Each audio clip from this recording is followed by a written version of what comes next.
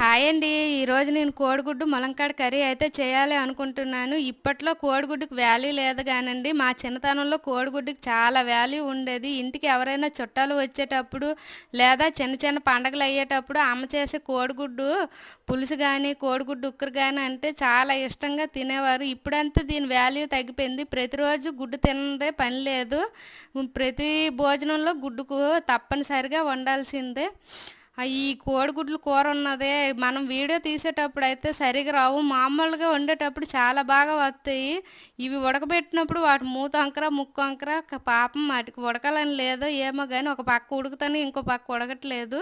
మీకు ఎప్పుడైనా ఇలా జరిగిందా? నాకైతే ఈ వీడియో తీసేటప్పుడే ఇలా జరుగుతుంది. మామూలుగా వండేటప్పుడు చాలా నీట్గానే వస్తుంది.